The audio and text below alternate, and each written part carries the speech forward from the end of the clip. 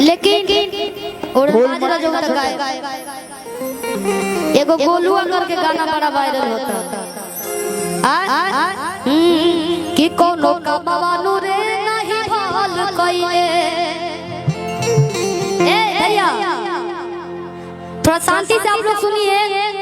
अहेले के लोग तो खाली घाम लगता ढेर। आज के दिन घाम ना लगे के चाहिए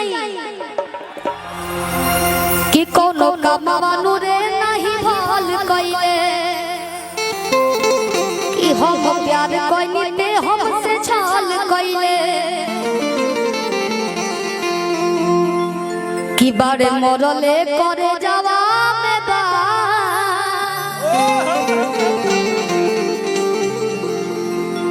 कि कातिल बनले रे गोलुआ। सुनिए सभी गाना कि कातिल बनले रे गोलुआ। ई पता नहीं खे कि कब के कर किस्मत बदल जाई, कब का वायरल हो जाई। अब देखी तू को छोट भाई कितना बढ़िया बोले बालो। वो तो अपन वीडियो बेचारा बनावत है लेकिन वायरल हो गया पूरा। मने भोजपुरी जहां तक सुनल जाला हमरा बुझाता कि केहू ना कहे कि हम वो वीडियो नहीं की देखे ले कि मन करे तोर ले ली जान कातिल बनवले रे गोलुआ।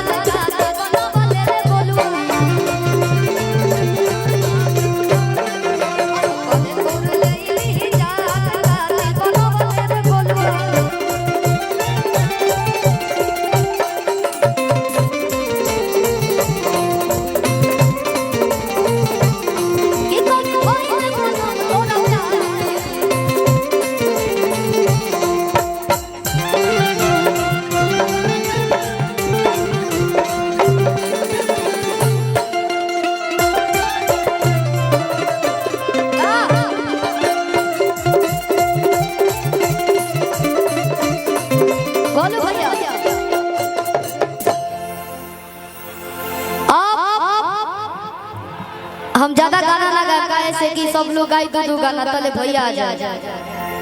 जैसे पहले सब उड़न बाज हौ वाला त खुल के बोली एगो बढ़ा दे एक साथ करी तो गाना गले नहीं हम खाली बाय काटा होई।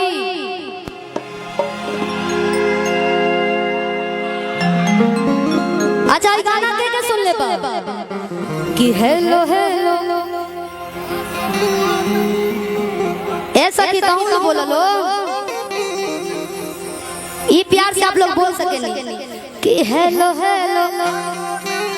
का सोना कि सूत गई आगे आगे वाला भी कहल जाला कि जेकर जितना चाहत रहे लो और ही दौड़ के मेहनत कर लेता सबसे ज्यादा रहो सब सुने निकाम आप लोग आगे तो आप लोगों को बोलना पड़ेगा कि हेलो हेलो खाली दहिए बा भैया हमारा से सीखी लो सबसे छोटे बानी हो तो हिम्मत रखे के चाहिए कि सूत गई कितना आवे ना हो कि हेलो हेलो सूत गईला हेलो हेलो सूत गईला तहां बिना आवे ना हो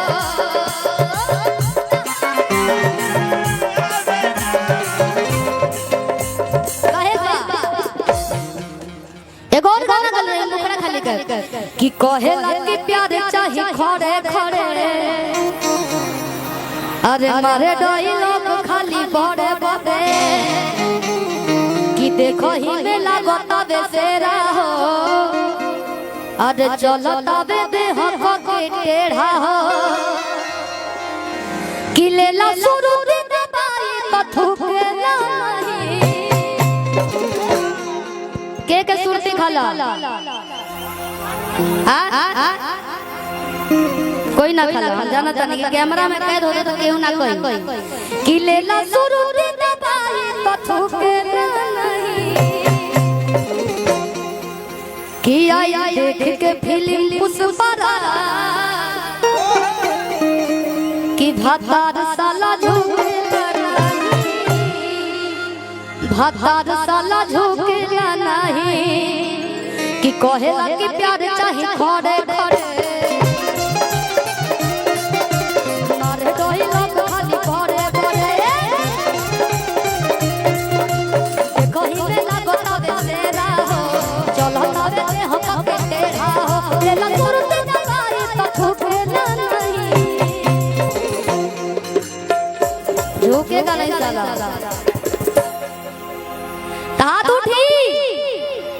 कि लेला शुरू दिन दबाई तो झुकेला नहीं कि आई देख के फिल्म पुष्पा भातार साला झुकेला नहीं भातार साला